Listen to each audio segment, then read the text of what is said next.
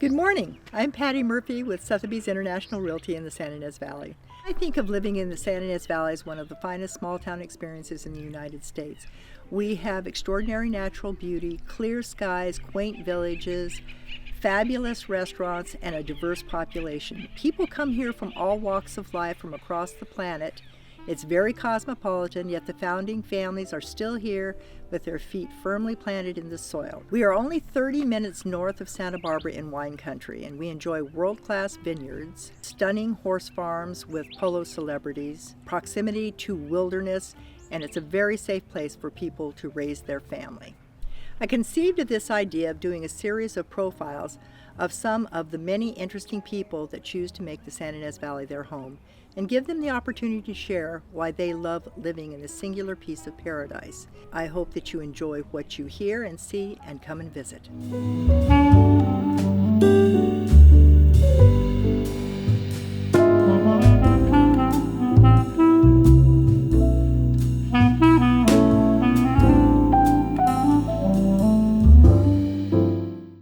Hi, I'm Patty Murphy, and I'd like to introduce my friends Helene Aumont and Terry White. Helene is a prominent furniture and interior designer, and Terry is a well-respected psychotherapist. Helene and I have known each other for 30 years. I was her real estate agent, actually representing the seller for the property that is now known as Pepper Hill Farm, an absolutely glorious piece of the Santa Ynez Valley. And they have an interesting history, and I'm looking forward to hearing everything they have to say. So Helene, I'd like you to elaborate a little bit on your transition from Parisian model to American entrepreneur. I was born and raised in Paris, in the 16th district, and I finished my high school, and I just could not wait to get away from that gloomy weather of Paris. I mean, I love the city. I think when you're 18, you don't really love or despise a city. You just live there. But I really wanted to travel. So my first adventure was being assigned in an agency in London, which was Ford's. And Ford was actually Premier, and that was the London agency. And then I gravitated between Ford and the Ford in New York. And then I got lucky. I got a really nice campaign in Los Angeles. And then I came to Los Angeles. So that's, I think, the reason why I ended up in LA, and I fell in love with the weather.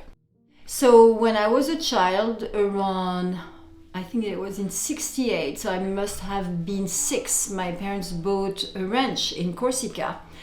And I actually remember the day precisely. We were underneath the big oaks, and oaks in Corsica are a little bit different than those ones. They're not as huge as those ones, but they're the cork oaks, They are beautiful. But anyway, it was nice and warm, and then the chaparral, everything is completely, I mean, it is Santa Ynez Valley. Very similar, yeah.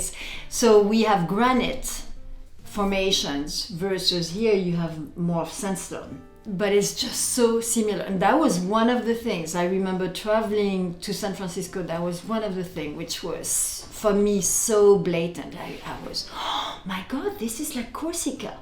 And I don't think I registered at that particular instant, but I think we always just long for something in our childhood, which was such a serene, such happy moments, wonderful memories.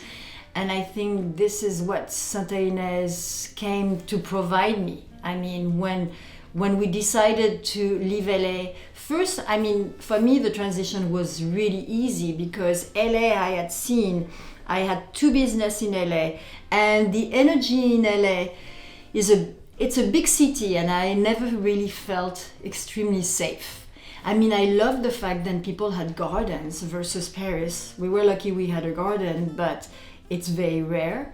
But the weather in Paris is so drastically different from the weather in LA. And that's why, I mean, I live, I think, 9 years in LA, and I loved it. But I really didn't like the energy. And then I thought, oh my God, LA is gloomed. I mean, it's doomed. We just have to get out of here.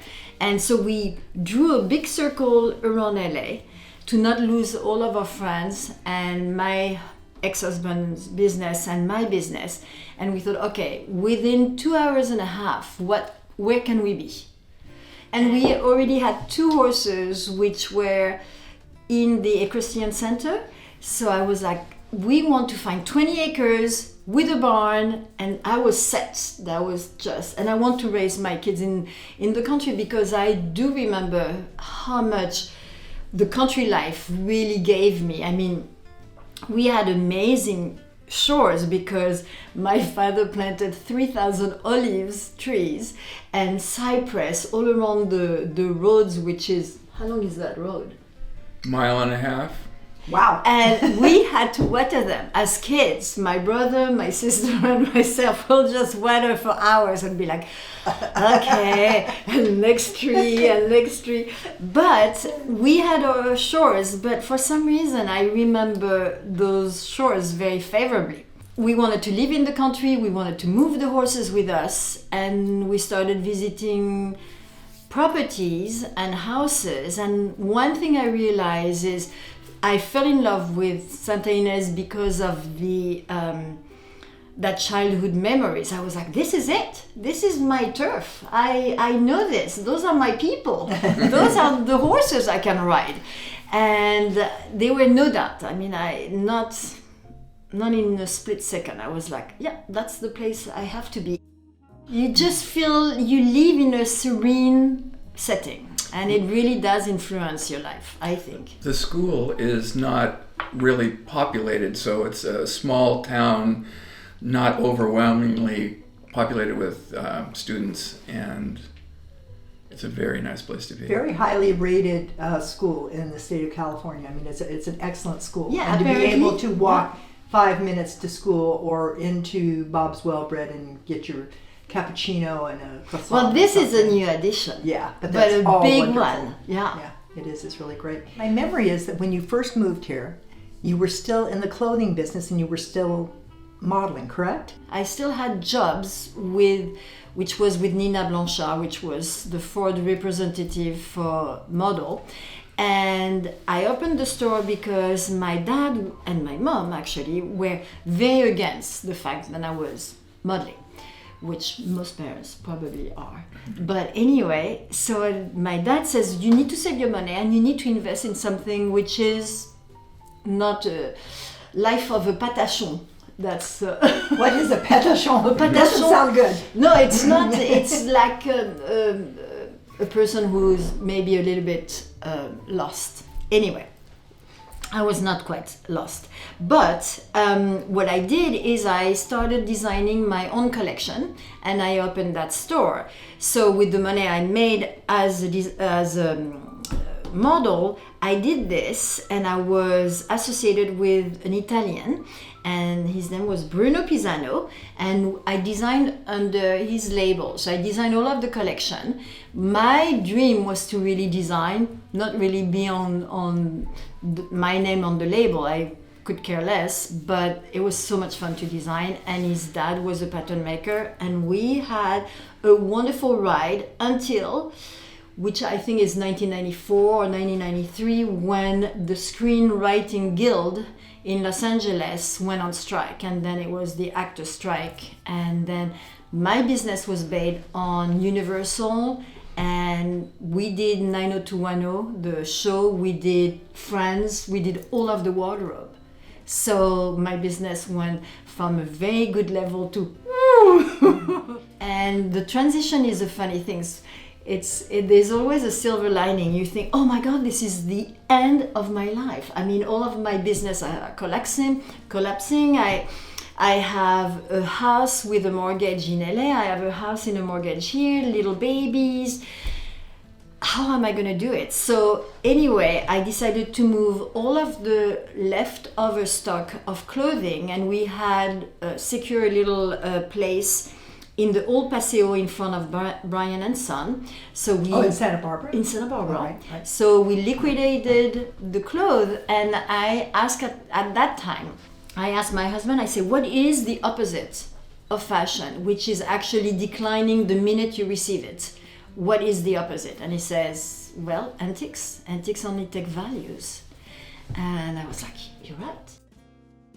What made this property stand out above all the others? It was a salt box, that had been designed. It didn't have gardens, it didn't have trees, it didn't have any of the things that you have now that are so extraordinary. So why this property? Well, this property is so unique, and it's so funny because in the beginning I thought that was its deficiency, to have it on several levels. So you had to basically take a driveway up, and there were no trees, and then there was that beautiful esplanade, really nice and straight here with no trees.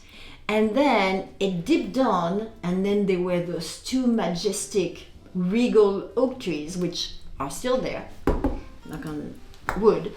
And then it goes back up, and there's another 4 huge oak trees. And I think you can buy pretty much anything, even mature olive trees, but you cannot buy a 150-year-old oak tree. I was in love with the windows, the crown, the floor, the height of the ceiling, but I was very much in love with the barn. The barn was, I could have lived in the barn. I was like, oh, this is a barn. That can be a show barn. It's a barn to live in. Yeah. I first knew that Helene was really into this place and nature and trees and planting because we went to Mexico intermittently, and right before we got married, I knew I was going to propose to her in Mexico.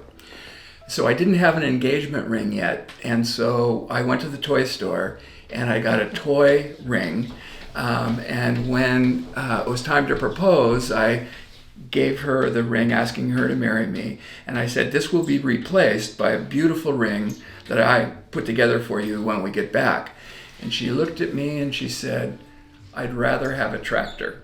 And that kind of explains it all. I always wanted to have olive trees just because I love their gray foliage. For me, a garden, it's almost like you don't really need flowers. I love flowers, but basically it's all of the juxtaposition of all of the different shapes and colors of leaves.